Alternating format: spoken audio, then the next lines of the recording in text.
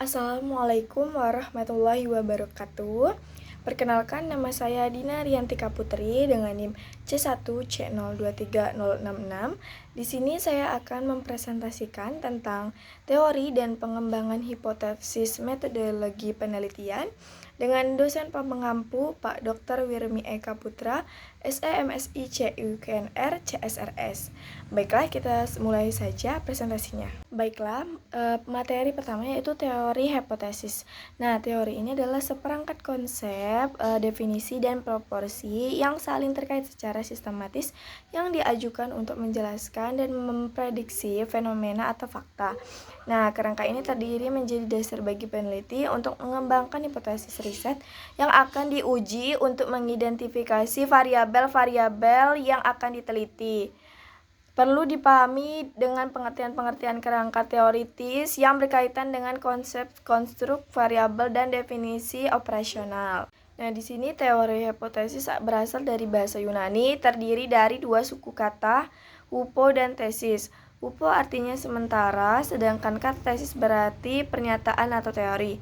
Nah, menurut Sujayana, hipotesis adalah asumsi atau dugaan sementara terhadap sesuatu hal yang dibuat untuk menjelaskan suatu hal yang dibutuhkan, konfirmasi atau pengecekan. Sedangkan menurut Zygmunt, hipotesis diartikan sebagai proposisi atau dugaan yang belum dibuktikan. Hipotesis ini masih bersifat naratif, sementara menjelaskan kebutuhan fakta atau fenomena. Ya, menurut Susilo tahun 2015, ciri-ciri rumusan hipotesis yang pertama yaitu hipotesis dinyatakan dengan kalimat pernyataan atau deklaratif statement, bukan kalimat tanya. Nah, pernyataan ini dianggap sebagai pandangan peneliti untuk berdasarkan hasil kajian teori yang digunakan. Nah, dalam memberikan hipotesis, peneliti harus konsisten, tidak berubah-ubah mengenai isi hipotesisnya. Dalam hipotesis, sedikitnya ada dua variabel yang diteliti, yaitu yang harus didapat atau diuji. Peneliti harus menjelaskan teknik analisis yang digunakan untuk menguji hipotesis penelitian. Hipotesis ini ada dua, yaitu yang pertama ada hipotesis penelitian. Nah, jenis-jenisnya yaitu ada hipotesis deskriptif, hipotesis relasional, korelasi, penjelas, komparatif, asosiatif, tanpa arah, dan hipotesis searah. Nah, sedangkan yang kedua itu ada hipotesis statistik. Nah, di sini juga ada macam-macamnya. Di sini statistik yang sering juga disebut dengan hipotesis uji adalah sesuatu hipotesis yang dinyatakan dalam bentuk hipotesis nol. Nah, itu atau null hipotesis yang disingkat HO, dan hipotesis alternatif atau alternatif hipotesis yang disingkat dengan HA. Secara umum hipotesis nol selalu dicoba untuk ditolak, nah atau reject atau refute. Sedangkan hipotesis alternatif selalu dicoba untuk diterima atau accept atau didukung support. Ada karakter hipotesis. Yang pertama itu hipotesis bersifat rasional, yang kedua hipotesis bersifat terukur, yang ketiga hipotesis tersebut dapat diuji secara statistik, dan yang keempat hipotesis konsisten. Ada kriteria hipotesis yang baik. Nah, yang pertama hipotesis dikembangkan dengan dari teori yang benar, bahwa hipotesis ini dihasilkan dari pemikiran yang matang. Dan yang kedua hipotesis menunjukkan maksud yang jelas, artinya hipotesis tersebut menunjukkan hubungan antara variabel yang jelas dan harus dinyatakan secara tegas dan tidak boleh singkat atau bertele-tele. Yang ketiga, hipotesis ini dapat diuji dapat diuji dengan baik maupun di statistiknya atau dengan cara lain. Nah, yang keempat itu hipotesis yang dinyatakan harus lebih baik dari hipotesis sebelumnya. Nah, di sini kita harus dapat menjelaskan dan memprediksi lebih baik. Kita masuk ke yang selanjutnya, pengembangan hipotesis. Nah, dengan menggali sumber informasi yang diperlukan, persyaratan bagi peneliti itu harus memiliki banyak informasi tentang masalah yang akan dipecahkan dengan cara membanyak baca literatur dari penelitian yang sedang dilaksanakan. Yang kedua, memiliki kemampuan untuk memeriksa keterangan tentang tempat, objek, dan hal-hal yang sedang berhubungan satu sama lain dalam fenomena yang diselidiki. Yang ketiga, memiliki kemampuan untuk menghubungkan suatu keadaan dengan keadaan yang lain dengan sesuai kerangka teori dan bidang ilmu yang bersangkutan. Pengembangan hipotesis itu dapat diambil dari sumber-sumber. Yang pertama, ilmu pengetahuan dan pengertian mendalam berkaitan dengan fenomena. Yang kedua, wawasan dan pengertian yang mendalam tentang suatu fenomena. Yang ketiga, materi bacaan dan literatur yang valid. Yang keempat, pengalaman individu sebagai suatu reaksi terhadap fenomena. Yang kelima, data empiris yang tersedia. Yang keenam, anatologi atau kesamaan dan ada kalanya menggunakan imajinasi yang berdasar pada fenomena. Teman-teman, kita lanjut ke pengujian hipotesis. Di sini ada gambarnya ya, dari awal topik atau pokok permasalahan, lanjut ke prediksi teori atau ilmu, terus pemikiran peneliti, pengetahuan lainnya, jawaban hasil diskusi, baru kita ke hipotesis penelitian, baru ke hipotesis statistik. Nah, di sini juga prosedur pengujian yang harus ditempuh juga harus berdasarkan parameter yang diuji secara jelas. Dan yang kedua, penelitian hipotesis disusun statistiknya yaitu HOA dan HO. HO dan HA-nya. Dan yang ketiga, tentukan besarnya tingkat signifikasi atau level of significance. Yang keempat, kumpulkan data atau cross-check.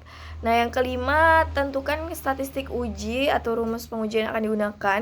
Yang keenam, tentukan daerah kritisnya atau satu arah atau dua arah. Dan yang ketujuh, interpretasikan hasilnya. Baik, yang selanjutnya pengembangan hipotesis. Kita lanjut lagi ke langkah-langkah dalam menguji hipotesis. Yang pertama itu menentukan nol yang tadi saya jelaskan dan hipotesis alternatif. Yang kedua, kita pilih alat uji statistik yang tepat tergantung pada dasar data yang dikumpulkan, apakah parametrik atau non-parametrik. Nah, yang ketiga tadi tentukan level of significance. Yang keempat, lihat nilai pada hasil printout dan nilai kritis di tabel. Yang kelima, bila nilai hasil printout lebih besar dari nilai kritis tabel, maka HO dan ditolak HA diterima. Nah, sementara bila nilai hasil printout lebih kecil dari nilai kritis tabel, hipotesis 0 diterima dan hipotesis alternatif ditolak. Penggunaan hipotesis, fungsi hipotesis dalam penelitian ini untuk menentukan arah studi. Yang kedua, mengidentifikasi fakta yang relevan dan yang baik. Yang sembilan, menyarankan bentuk desain riset mana yang mungkin paling cocok. Yang keempat, memberikan kerangka yang menyusun kesimpulan yang dihasilkan dalam hipotesis. Yang kuat harus memenuhi syarat-syarat juga. Yang pertama, bisa memadai untuk mencapai tujuannya. Yang kedua, dapat diuji. Yang ketiga, lebih baik daripada persaingnya. Kegunaan hipotesis ini menurut kesepakatan para ahli statistik, peluang kesalahan tertinggi yang masih dapat diterima adalah sebesar 0,5 atau 5%. Berarti peluang kesalahan sebesar 5% artinya kesalahan sebanyak 5 dari 100 kejadian. Nah, sebaliknya tersebut juga berarti bahwa taraf kepercayaannya sebesar 100 dikurang 5 sama dengan 0,95. Nah, dalam penelitian sosial khususnya dalam bidang pendidikan, taraf signifikasi pada umumnya diukur dari P sebesar 1% atau 5%. Nah, dalam analisis penelitian, sebaran hasil peluang kesalahan atau signifikan dibagi menjadi dalam 3 kelompok, yaitu yang pertama P001, maka korelasi atau perbedaannya dinyatakan saat sangat signifikan. Dengan demikian, hipotesis dapat diterima. Yang kedua, P kurang dari 0,050 antara 0,011 sampai 0,050. Maka korelasi ini atau perbedaannya dinyatakan signifikan. Dengan demikian, hipotesis juga dapat diterima. Dan yang ketiga, P lebih besar dari 0,05. Maka korelasi atau perbedaannya dinyatakan non-signifikan atau tidak signifikan. Dengan demikian, hipotesis dapat ditolak. Baiklah, mungkin itu saja penjelasan saya tentang teori dan pengembangan hipotesis. Nah, dapat saya simpulkan bahwa teori dalam penelitian bisa berfungsi sebagai bentuk dari argumentasi. Pembahasan atau alasan teori membantu menjelaskan atau memprediksi berbagai fenomena yang terjadi dalam kehidupan sehari-hari. Urgensi teori dalam penelitian adalah sebagai suatu dasar seorang peneliti dalam merumuskan hipotesis. Nah, hipotesis ini menjadi dugaan berdasarkan keterangan teori yang sementara diterima sebagai kebenaran sambil menunggu pengujian menggunakan data empiris. Nah, terdapat juga beberapa jenis hipotesis, di antaranya adalah hipotesis nol, hipotesis alternatif, hipotesis direksional, hipotesis non-direksional, hipotesis deskriptif, hipotesis komparatif, dan hipotesis asosiatif. Nah, masing-masing dari jenis penelitian tersebut dapat digunakan sesuai dengan karakteristik rumusan masalah penelitian. Baiklah, itu saja penjelasan materi saya pada hari ini tentang teori dan pengembangan hipotesis. Lebih kurangnya mohon maaf apabila ada kesalahan dalam penjelasan saya atau terdapat kata yang tidak pantas, mohon dimaafkan. Saya Dina Riantika Putri dengan NIM C1C023066. Pamit undur diri. Wassalamualaikum warahmatullahi wabarakatuh.